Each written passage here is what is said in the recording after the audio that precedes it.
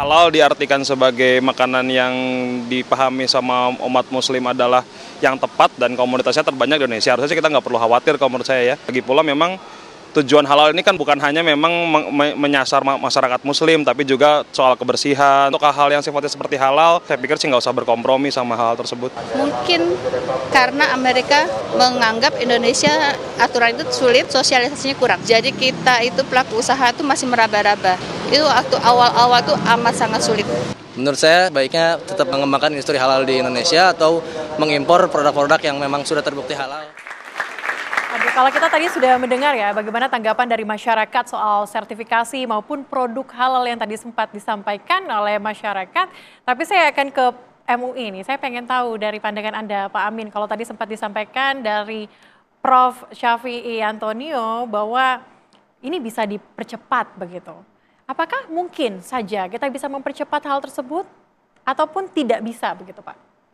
Iya, undang-undang kita itu sudah mengatur sangat rigid tentang waktu proses sertifikasi halal. Berapa lama dia daftar di si halal BPJPH, berapa lama di LPH, berapa lama di Komisi Fatwa, dan berapa lama itu terbit. Ya, itu sudah diatur sedemikian rupa. Dan dari sisi kecepatan sebetulnya sudah sangat cepat. Misalnya waktu yang diberikan di LPH 21 hari, tapi sekarang sudah average itu sudah 7 hari. Begitu kan. Di Komisi Fatwa dikasih 3 hari, 1 hari. Ya kan, di BPJPH juga sudah lebih cepat daripada yang semula. Nah, tetapi memang ada kasus-kasus, kita tidak bisa mengeneralisir semua produk itu bisa cepat. Sangat tergantung bahan baku, bahan penolong yang digunakan, ya. Nah, kalau bahan bakunya banyak atau bahan penolongnya banyak, itu kan harus ditelusur, gitu. Apalagi kalau bahan bakunya misalnya itu impor dari luar, maka dia harus mendapatkan sertifikasi halal dari lembaga halal luar negeri yang sudah direcognize oleh kita, begitu kan? Nah, kalau belum, kita harus telusur sampai ke sana, begitu. Misalnya gelatin, di Indonesia tidak ada pabrik gelatin, pasti dari luar, gitu kan? Nah, gelatin ini kalau dia belum bersertifikat halal luar negeri yang kita recognize, kita harus telusur. Dan menelusur pabrik gelatin tidak hanya gelatinnya saja pabrik yang kita telusur. Karena gelatin ini 90% bahan bakunya dari hewan, ya kan? 90% bahan bakunya hewan, tetapi dia supply kulit, gelatin itu dari kulit, dari tulang hewan ya. Itu dari RPH yang jumlahnya 50 RPH misalnya atau 90 RPH misalnya. Nah, ini harus ditelusur satu persatu gitu loh.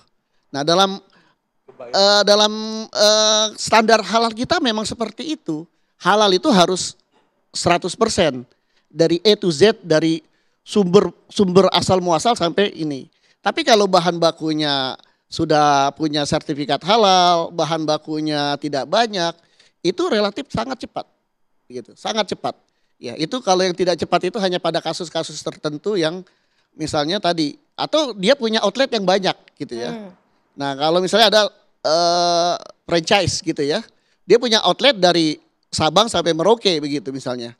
Nah, franchise ini kan harus dilihat satu persatu. Misalnya franchise ayam goreng misalnya. Nah, itu kalau franchise-nya outlet yang ada di Aceh, pasti suplai ayamnya kan dari Aceh.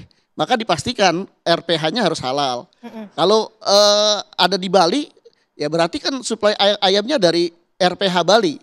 Nah, itu juga harus diaudit RPH-nya pemotongannya halal atau tidak. Jadi kalau dia sudah halal, kita sudah punya standar. Kalau sebuah franchise halal, maka dari Sabang sampai Merauke harus halal. Gitu. Tidak boleh di Bali boleh tidak halal gitu misalnya. Di Manado boleh tidak halal, tidak. Gitu. Itu standar kita. Nah, itu yang hal-hal yang kasus-kasus seperti itu yang kemudian dia lebih lama begitu daripada standar yang ada. Ada prosedur yang panjang. Ada prosedur yang ada. Mungkin saya ingin Pak Amin ya. Kalau itu kan bayangin serem banget tuh, lama amat tuh, ditelusuri sampai dari kakek sampai ke cucunya tuh. Ya. Kan ada standarisasi lokal ya Indonesia dan ada standarisasi global kan. Ya, makanya mutual recognition agreement yang di SMIC, di OIC, itu kan menjadi bagian dari referensi. Iya. Kalau tidak ya sekarang ini yang dikeluhkan itu terlalu lama. Ya, itulah makanya kita sekarang kan banyak merecognize lembaga-lembaga halal luar negeri. Itu untuk percepatan proses sertifikasi halal, di mana supaya sertifikasi halal itu bisa dilakukan lebih cepat kalau produk kita ini misalnya sumber bahannya dari impor luar negeri. Nah, itu kan satu cara gitu kan. Nah, ini sudah kita recognize, sudah disebut Pak Syafi tadi, 177 lembaga halal luar negeri begitu. Nah, seperti itu. Oke, tetapi dengan adanya lembaga halal di luar negeri, produk-produk halal yang masuk ke Indonesia, Pak Sapta, Anda melihatnya apakah nantinya ini akan berdampak begitu kepada Indonesia? Iya, tentunya kalau kita produknya impor, itu yang harus ditelusuri. Bahkan kadang-kadang menelusuri itu nggak cukup satu orang. Nah, ini juga menimbulkan high cost buat negara yang mengekspor. Saya baru ketemu orang IC tadi, nggak usah diceritakan lah. Itu seperti itu. Jadi lama ya, biasanya ya 2 bulan, ini bisa berbulan-bulan, itu satu. Ini faktanya begitu. Kalau secara teoritis ya begitu ya. Nah yang kedua, standarisasi itu penting. Kenapa? Ya ambillah hotel franchise yang ada di sini nih. Jangankan sabunnya, anduknya pun standar ya. Kalau hotelnya, ambillah kalau nggak boleh nama ya, hotel I, itu sabunnya gini, kamar mandinya gini. Ini ya gini. Nah sekarang kalau kan sama kasusnya, namanya gelatin. Udah pasti gelatin itu ada 12 pabrik di China. 10 pabrik itu adalah kulit, bab, yang 2 bukan. Nah masuk ke Indonesia. Nah ini kan udah jelas, dari mana tuh pabriknya. Nah itu mestinya. Jadi nggak perlu ditelusuri setiap gelatinnya kan gitu. Jadi dari ininya perusahaannya saja begitu ya? Iya. Itu coklat. Oke. Kodiva itu kita lihat halal apa enggak, kok disebutin nggak boleh tuh, nanti saya kena denda ya. Nah seperti itu. Baik. Nah iya. Nah sekarang Thailand sendiri ya itu dia bisa cepat ya. 169.000 jenis produk di sana. Produk. Maksudnya saya tadi sudah tunjukin duren. Sudah itu 160.000 company halal. 3% Islam. Ya. Ini kan sesuatu, dan 25% ekspor makanan adalah makanan halal. Baik. Kemana dia? Ke OIC sasarannya, ke negara-negara juga yang non OIC. Bahkan yang lucu, Pakistan tuh nomor 2 penduduknya di dunia Islam ya. Kita nomor 1 katanya. Sekarang sudah Pakistan duluan. Sekarang udah terbalik Pakistan. Itu produk-produk makanannya importnya dari Thailand. Kenapa nggak dari Indonesia? Nah itu contoh. Oke, silakan Pak. Saya sih melihat apa yang disampaikan oleh Donald Trump dan Kementerian Perdagangan Luar Negeri Amerika itu sebagai wake up call ya. Jadi ini adalah satu alarm bagi kita. Hey, Indonesia bangun dong, jangan diam terus gitu, jangan tidur terus. Ini ada satu wake up dari saudara kita, Paman Donald Trump yang sekarang lagi menjadi bintang dunia. Ini adalah satu kesempatan kita untuk berbenah dan mengoptimalkan pasar yang kita sebenarnya miliki sendiri. Saya melihat ada disebut dengan economy of Hajj, the neglected fortune. Kalau kita melihat misalnya tentang ekonomi haji, itu halal semua. Tetapi ini adalah rukun Islam kita. Ini adalah kesempatan bisnis kita, tapi kita belum maksimum. Dalam rangkaian haji itu 3 hingga 5 juta orang makan. Tetapi berasnya dari mana? Anggurnya dari mana? Dagingnya dari mana? Ikannya dari mana? Bumbu-bumbunya dari mana? Indonesia sangat kecil. Belum lagi jikalau kita geser sedikit kepada telekomunikasi. Itu 5 juta orang berkomunikasi pakai handphone apa? Bukan kita juga. Apalagi jikalau kita masuk ke tenda di Arafah, itu bukan kita juga. Apalagi jikalau kita tanya busnya apa.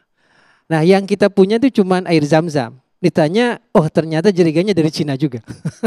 Yang kita punya cuma kurma, plastiknya juga dari Hong Kong. Jadi sesungguhnya ini adalah sajadah juga dari Belgia, sedikit dari Turki. Nah jadi ini adalah satu kebodohan kita, satu kelemahan kita yang sekarang diingetin sama Amerika. Indonesia bangun dong. Kamu punya rukun Islam yang kelima. Masya Allah itu luar biasa, ekonomi haji itu bisa lebih dari 1.000 triliun setiap tahun. Dan itu wajib dan tiap tahun nambah terus. Bahkan hotelnya kadang-kadang gak cukup, restoran juga gak cukup. Nah tetapi ketika kita melihat dari mana sumber makanan, sumber minuman, sumber buah-buahan, sumber sayuran, itu udah ada label halal, tetapi bukan dari kita tuh. Padahal Indonesia adalah pengirim haji terbesar.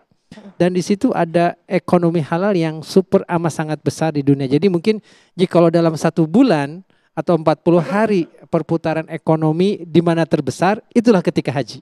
Dan Indonesia sedikit sekali.